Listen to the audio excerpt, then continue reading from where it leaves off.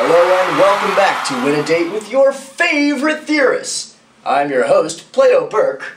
Let's meet our contestants today. We have Buckley T. Ratchford IV and Jason. Hi, Plato.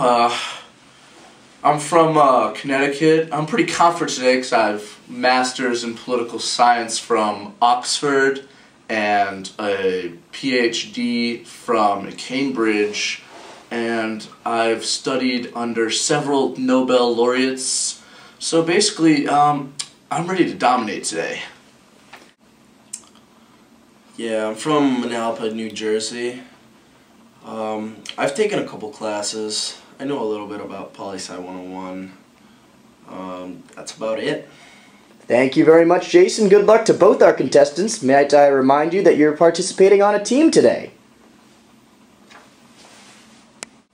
Alright, now gentlemen, let me explain to you the rules of today's game. You all will be participating on a team. The rules of today are, I will ask the questions. If you two can collaborate and come up with a good enough answer that I deem good enough, I will give you a certain amount of points in your respective theorist. If you gain enough points, then you will win a date with one of these theorists. Might I remind you that you have this telephone here. You may phone a friend if necessary, but only one may be used, so use it wisely. Gentlemen, let's get ready to play Win a Date with your favorite theorist. We have our first question of the night. Hobbes' beliefs are often characterized as psychological egoism. Explain this concept and how it affects Hobbes' state of nature.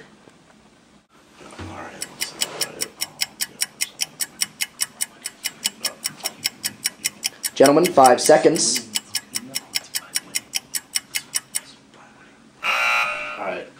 I'll start off, Plato. Psychological egoism means that everyone is motivated only by their own self-interest and nothing else.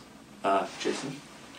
I mean, considering that they're only motivated by self-preservation, this causes war on the state of nature and therefore a loss of trust, creating more conflict. Is that your final answer, gentlemen? I think we got it covered. Yes. Now, Buckley and Jason, fantastic answer. Get out my trusty red pen. 80 points on Hobbes. Great answer. Now, gentlemen, ready for your next question. Question number 2. Buckley and Jason. Describe why Locke's theories on property led him to believe that Native Americans had no legitimate claim to their land.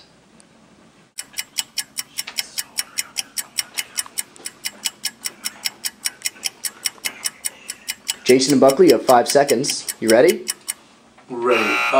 Well, you see, Plato, property is crucial to Locke's views because for him, protection of property is the reason why men abandon the state of nature and enter into the social contract.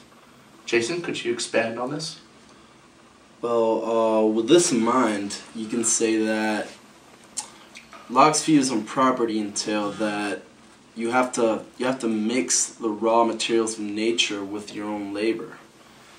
I say this because, for example, you have the Native Americans. They didn't practice large-scale farming, so Locke would say that they didn't own their land because they didn't produce their own labor on a large-scale basis. Now, Buckley and Jason, that was a decent answer, but not your best. For that answer, I will give you 50 points.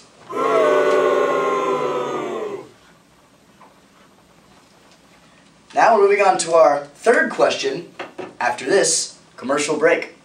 Here at the University of Michigan, we have great classes. Just listen to real-life testimony about Professor Locke-Monte's Polysci 101 class. After taking Locke-Monte's class, I got drafted by the Pittsburgh Steelers as the starting quarterback. Before I took Professor Locke-Monte's Polysci 101 class, I cleaned people's houses for a living. But now, I'm an astronaut. Before I took Professor Locke-Monte's class, I was bald. Now look at me.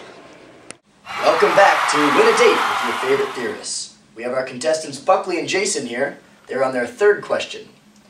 Buckley and Jason, according to Rousseau, what modern concept instigated humanity's ultimate fall from grace?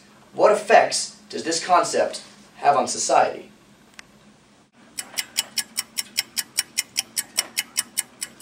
Five seconds. So, what Rousseau is trying to say here is that when private property is introduced, there's inequality in society. I'm saying this because private property owners force society to work for them, therefore it's causing more and more inequality. It's true, Jason. In fact, private property owners form the social contract in order to protect private property. Therefore, the social contract actually maintains the inequality that it purports to eliminate. Together now you have 80 points for Hobbes, 50 points for Locke, and with that fantastic answer, Buckley and Jason, you have 100 points for Rousseau. Now we're moving on to our fourth question. Hobbes believed the state of war and the state of nature are the same. How would Locke respond to this? 5 seconds. Alright, well, Plato, although I know pretty much everything, I think we're going to use our phone a friend on this one. Oh, and who are you going to call? Good old friend John Locke. Our contestants Buckley and Jason have decided to use their phone a friend. Let's get John Locke on the phone. Hello? John. Hi, I really need your help. I'm in this game show called Win a Date with Your Favorite Theorist. I can win a date with you. We have 20 seconds. I'm going to read you the question right now. Hobbes believed that the state of war and the state of nature are the same. How would you respond to this?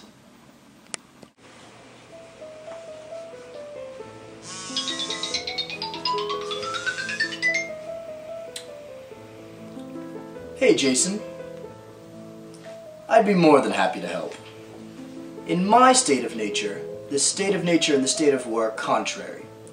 In the state of nature, everyone is allowed to pursue their own self-interests, but there are the laws of nature, which say you may not inflict on anyone else's life, liberty, possessions.